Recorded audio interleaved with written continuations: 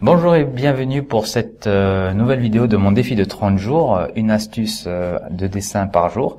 Je m'appelle Roy Pallas, je suis le croqueur de tête, auteur et rédacteur du blog Le Dessin. Et aujourd'hui je vais répondre à Gisèle qui me dit « Bonjour et merci pour tout. Pour ma part, j'ai beaucoup de difficultés à faire un dessin suggestif sans trop de détails. Je me rends compte que je n'arrive pas à épurer mes dessins. Merci pour ton aide. » Alors, les dessins, les dessins subjectifs, j'ai comme d'habitude une petite liste d'astuces à proposer. La première, je l'avais donnée dans une autre vidéo, je me souviens. C'est simplement par exemple, je vais prendre mon illustration là. Simplement, dans un premier temps, se concentrer sur les contours et sur un détail en particulier où on va le travailler un petit peu plus, mais le reste de faire avec une seule ligne, comme là, ou deux maximum, le contour du sujet, et seulement un élément, celui qui nous plaît le plus, celui qu'on trouve le plus intriguant, celui qui nous marque, voilà. Moi, c'était par exemple, ça se voit, les cheveux. Et du coup, j'ai travaillé les cheveux. Donc, première astuce, c'est d'avoir une ligne pure et unique pour dessiner le contour. C'est pas grave si, franchement, c'est imprécis, si justement, ça rend pas tous les volumes, si les raccourcis sont pas bien faits. Pour l'instant, c'est pas grave. L'idée, c'est juste là de mettre en valeur un seul élément. Donc, on prend notre crayon, on fait le contour rapido du dessin, et on va se dire, voilà, moi les cheveux, j'ai envie de m'appliquer un petit peu plus, et juste le fait de dessiner, voilà, avec plusieurs lignes cette partie-là, même si ça prend 2-3 secondes de plus que de tracer une ligne là pour le contour, ça va se voir. Et rien que ça, ça donne un dessin épuré, mais qui a une intention. Donc on voit que là aussi, par exemple, les mains, j'ai un peu détaillé, et forcément par rapport à tout le reste de l'esquisse, ça se voit beaucoup plus, ça se remarque. Donc voilà, on dit que il y a eu une petite réflexion, il y a eu quelque chose qu'on veut dégager de ce dessin. Donc ça, c'est pour la première astuce. Ensuite, la seconde astuce, c'est de se concentrer sur les valeurs. Alors les valeurs, les zones sombres pour faire un dessin suggestif, c'est ce qu'on appelle la gestalt. En tout cas, c'est ma technique à moi. Mince, j'ai perdu l'illustration. Où est-ce qu'elle est?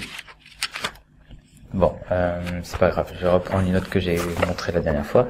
Par exemple, si on veut dessiner ce visage de manière encore plus suggestive que ce dessin-là, par exemple, on va regarder en plissant les yeux les parties les plus sombres qui se trouvent du coup là derrière la tête, ici. Il y a des ombres, les lunettes aussi. Et ce qu'on va faire, c'est qu'on va uniquement partir de ces zones-là pour dessiner le portrait. C'est-à-dire que au lieu de faire le dessin avec avec des contours, par exemple en allant en faisant une tête, un cercle. Oula, je suis tordu, donc c'est pas évident de faire un ovale là, ici. Mais bon, au lieu de faire par exemple un visage en partant d'une forme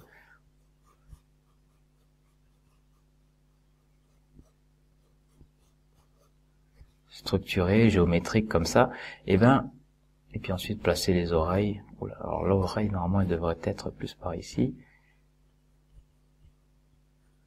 Alors, allez, c'est parti pour le réajustement là.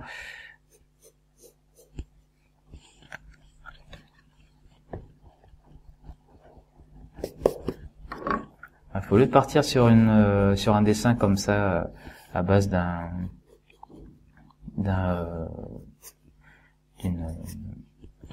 d'une structure qui est plutôt géométrique, on va commencer par dessiner, si je vais dessiner ce visage-là, par les ombres, tout bêtement, on repart des ombres là, derrière l'oreille,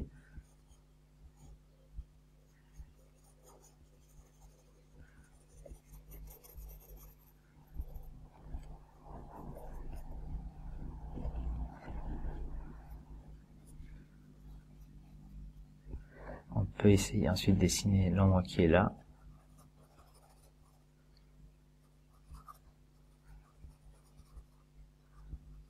Et ensuite, vous voyez, il y a des vides qui sont créés tout partout. Donc là, je sais pas, moi je vais faire par exemple les lunettes là, parce que c'est une partie qui est sombre. Donc en fait, l'idée c'est de partir de ce qui est le plus sombre dans le dessin, de le placer. Donc après, ça demande un petit peu d'entraînement pour placer cette partie-là d'ombre et celle-ci à une distance qui soit convenable, qui soit à peu près correcte. Et donc ça nous donne, voilà, deux éléments, voire trois, qui sont espacés. Et entre ça, on a du vide. Et ces vides, on va le remplir juste avec quelques lignes. Donc le montant là.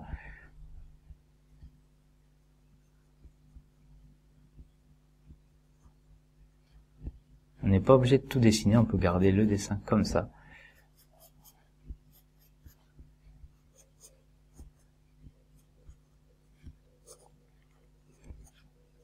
Donc là, on est dans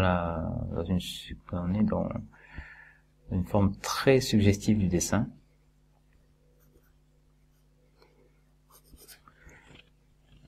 Et on n'est pas obligé vraiment de tout dessiner, même là, si je veux garder que la bouche, voilà, je dessine pas le contour ici. Et du coup, ça me donne un dessin suggestif. Donc, partir des zones sombres de la tête, du visage, du modèle, après avoir plissé les yeux, et puis compléter à la limite le dessin, comme ça. Donc ça, c'est pour la deuxième technique. Et puis, pour faire un dernier petit exemple, faire un dessin suggestif, pour un corps humain par exemple, c'est de faire ce qu'on appelle du non finito. C'est tout bêtement d'avoir un dessin qui n'est pas achevé, dont on montre volontairement qu'on ne veut pas le terminer. Par exemple, j'espère qu'il va se voir, c'est un des derniers dessins que j'ai fait, que je dessine au quotidien, donc d'après des chaînes YouTube. Donc là, on a une femme qui est allongée, et même si j'ai travaillé un petit peu le modelé sur le buste et puis le flanc là, au départ ici de la cuisse. Après, elle a une main qui est ici repliée, un bras qui est replié là, et en fait, tu vois que j'ai dessiné juste le contour ici, et que celui-là, le contour extérieur là, je l'ai pas fait volontairement, parce que je voulais pas fermer la forme. Et ça, voilà, j'ai trouvé que c'était plus esthétique de laisser ça comme ça. Donc j'ai laissé la forme volontairement ouverte, et d'ailleurs ici aussi, j'ai laissé la forme du crâne ouverte là aussi. Mais bon, ça peut s'appliquer aussi à des dessins que l'on veut un peu pousser. Donc on peut laisser une forme ouverte. Et pareil, par exemple, jouer sur ça. Là, normalement, il y a la chevelure. Donc normalement sur la photo, elle est brune. Et je n'ai pas rendu la chevelure brune de la personne.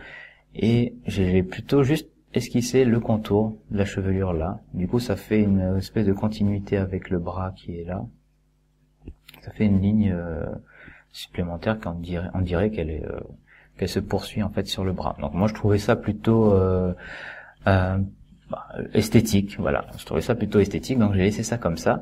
Et pareil, le visage ici, il est ouvert. Donc là, je l'ai pas cerné. Donc c'est-à-dire que la forme là des cheveux, elle n'est pas délimitée clairement.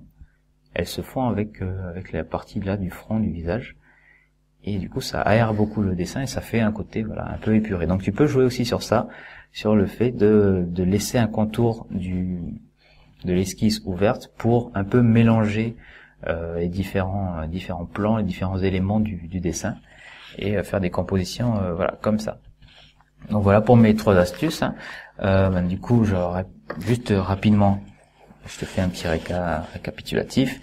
La première astuce, c'est de dessiner de manière très très pure les contours d'une silhouette, et puis d'accentuer un détail en particulier.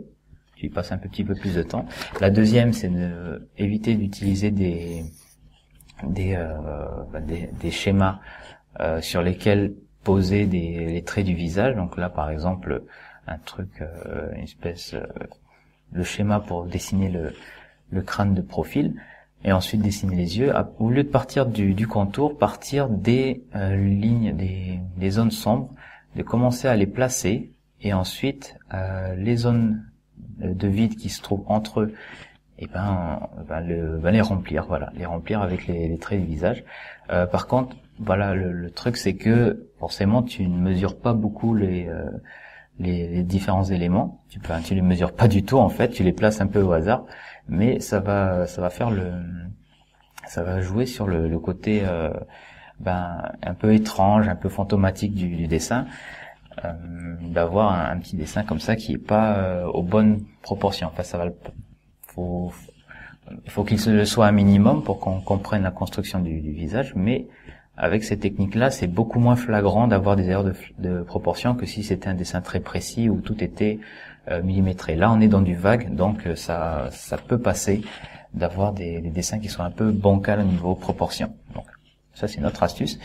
Donc voilà, partir des zones sombres, et puis en dernier, essayer d'avoir un ou plusieurs contours comme ça ouverts sur d'autres plans, et de mélanger un petit peu les éléments, comme là la chevelure et le front, comme là normalement c'est un lit et l'avant-bras. Voilà, ne pas cloisonner le dessin. Donc voilà pour mes 3 conseils pour épurer des dessins, des esquisses.